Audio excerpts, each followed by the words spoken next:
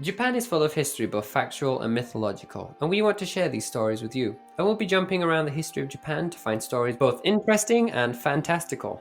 I'm your host, Thomas. And I'm your co-host, Heather. We've both lived in Japan now for over 2 years and have learned so many interesting tales to tell. We'll also be reading a Japanese song or poem for you in Japanese, and we'll discuss the poet and meaning behind these songs. And with that out the way, Heather, you ready? I'm ready. Okay, let's go.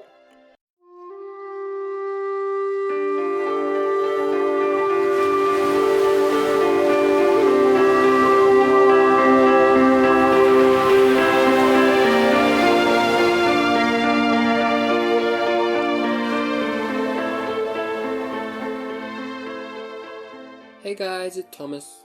Today it's just going to be me. As some of you may already know, but a typhoon hit Chiba pretty hard this week, the prefecture where I live, and I've been without power for several days. Despite this, I've managed to get at least a short episode recorded for you today, but don't worry, next week we'll be back to our longer episodes. So today I wanted to talk about Fujiwara no Sanekata, a member of the Fujiwara clan. He was an accomplished poet for his time. And you can find 68 of his poems within the Imperial Waka anthologies. During his life, he is cited to have been the lover of Sei Shonagon, another established poet and author. This woman is best known for her book, the Makura no Soushi, better known in English as the Pillow Book. Now for Sanekata, the story goes that in 995 AD, so we're in the Heian period, that he was appointed as the governor of Mutsu province, which falls in the modern-day prefectures of Iwate as well as several other northern prefectures. And that's how the story goes. However, there is another version of this tale found in the Koji Dan, better known as the Reminiscing of Old Times, which gives a slightly different story.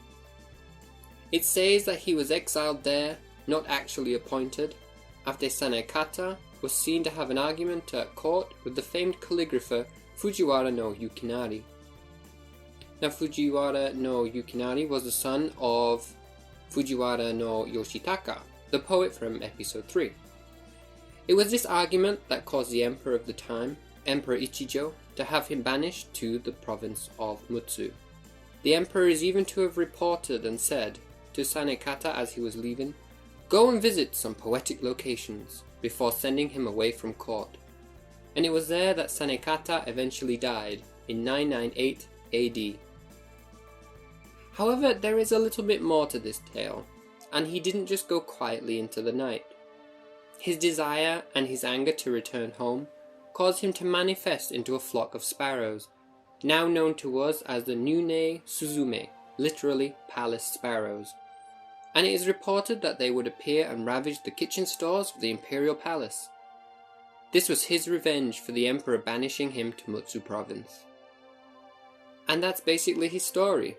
A short one, like we said, but the typhoon really swung as a curveball this week, and I wasn't even sure I'd be able to get this episode published and edited for you today.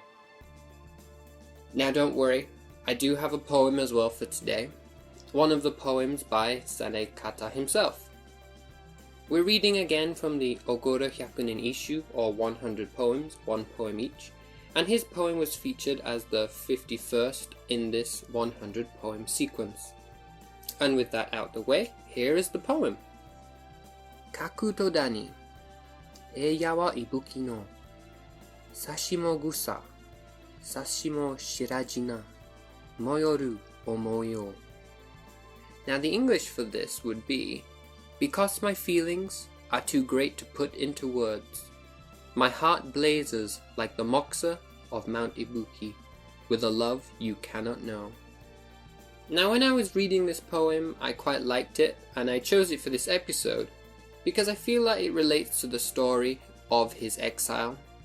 Because he cannot put into words his feelings. He misses the capital, he misses the imperial court, but he is also filled with this complete rage at being exiled.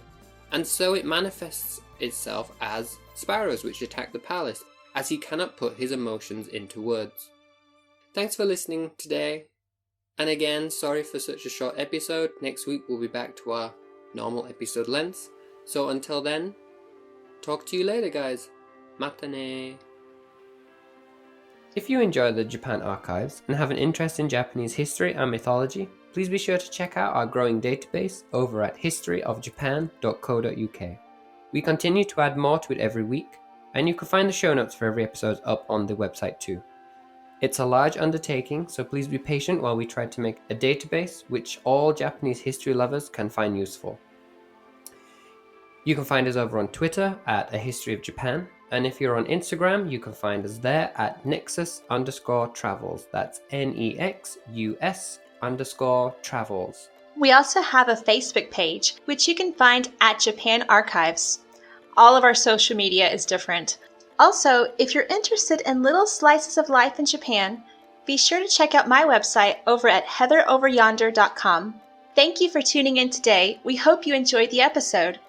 And if you have any suggestions for future episodes, or have anything you'd love to hear about, head on over to historyofjapan.co.uk and send us a message. If you enjoyed the show, please be sure to give us a rating and review over on iTunes. Right now, it's the best place to do so, and it helps us get the word out about this show. Thanks again for listening, guys. Until next time, bye. Mata ne!